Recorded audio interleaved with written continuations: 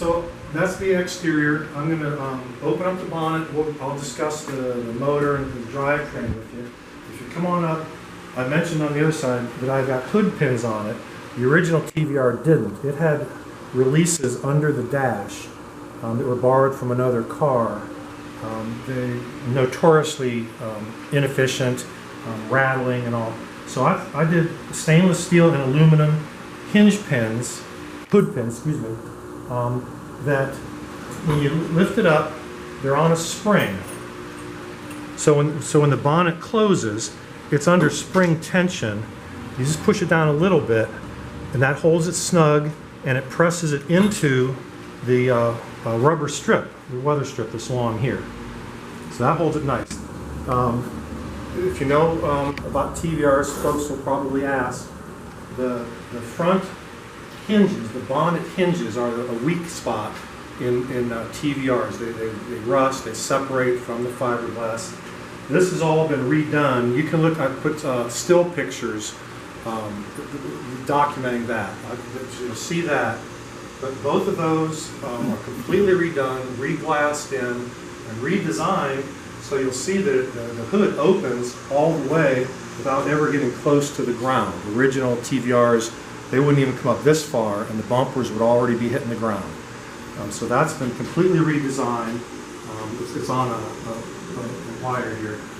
Should you ever have to remove the bonnet, it's not a big ordeal on my car because the front hinges are on hinge pins. You can pull the pins out, it holds itself in place, it won't fall, and the wiring that runs to the headlights is on two quick disconnect plugs. So you can just quick disconnect those and you can just lift this right off. It's not an ordeal, it's literally a 15-minute job. If you ever want to remove it, if you had to do some serious work in the front of the motor.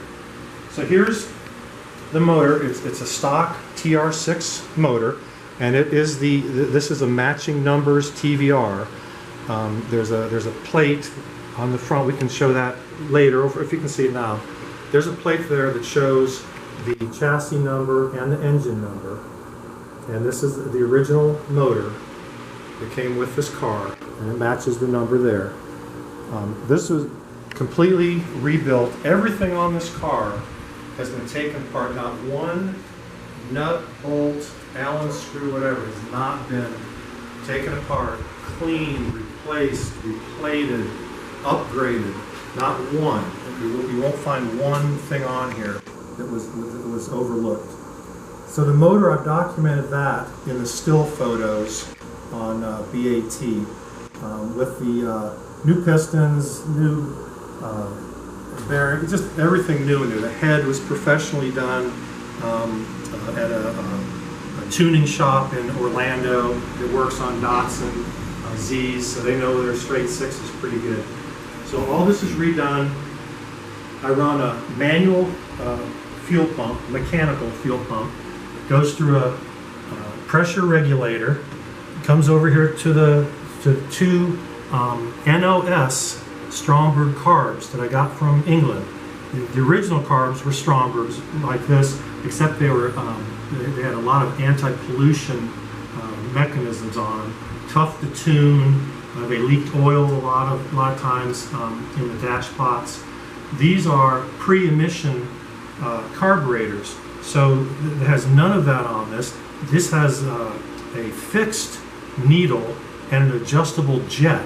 So these, both of them, you just adjust them by hand underneath. You can turn the jets up and down. Pretty cool, very simple.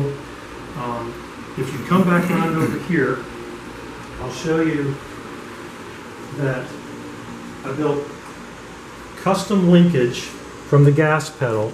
It's cable operated, and then it goes to a stainless steel heat shield that I built that's heavy duty enough it actually holds the linkage right here.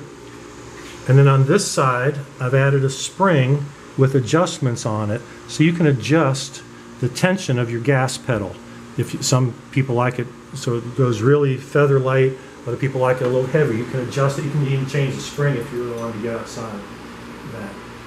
One of the other things you'll notice originally TVRs had a full-size spare wheel that sat right here. There was a bracket coming off of the frame. Well, I had to make a decision. This car, even though it looks like a show car, it's actually a driver. This is a get in it and go reliable car. And I had to make a decision living in Florida. Do I want the car to have a chance of overheating, or do I want to risk a flat tire? I had to weigh out the options.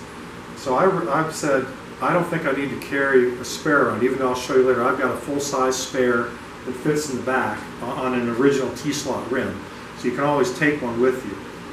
But the original TVR radiator was a short, squat thing that sat under that tire and was a constant source of overheating problems. So I've put in a custom-made by Wizard cooling systems, a double-core, all-aluminum radiator, full-size, and that gets rid of, this car does not overheat even on the hottest Florida days. It runs right cool. And then there are a couple other changes with that go with it. The steering rack rebuilt. You can see, I'll walk around the other side with the camera. And so the other side, one thing a lot of people are concerned about with older British cars are the Lucas Electrics. Well, there are no Lucas Electrics left on this car, nowhere. Most of the critical stuff is Bosch. The ignition switch is a Porsche Bosch switch. It energizes a Bosch coil, which is charged up by a Bosch alternator. My relays on all the new electrics are Bosch. If Bosch made a distributor, I would have had a Bosch distributor too. This distributor is made by 123, and it's programmable. It's all electronic, and you can choose 16 different curves on this without taking anything apart. It's just you just can adjust it with an Allen wrench on this. If you look that up, you'll see that's quite a product right there. I also have the original Lucas distributor with a Pertronix electronic ignition, if for any reason that's what you prefer, either one. So brand new brake master cylinder, brand new clutch master. One thing, if you look down here, you can see the oil filter. I got rid of the original, like a lot of TR6 owners do, I got rid of the original canister filter and put on a regular spin-on type K&N. I always use the best stuff I can get. And this adapter is a genuine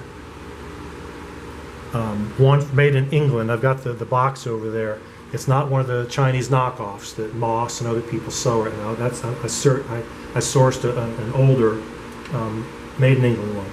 Also right here you'll see this right here is a brake proportioning valve from Wilwood, so you can adjust your front to rear brake proportioning.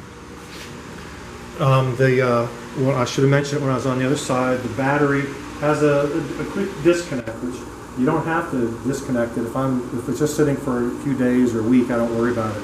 If it's going to sit for longer, of course, disconnect the battery from everything.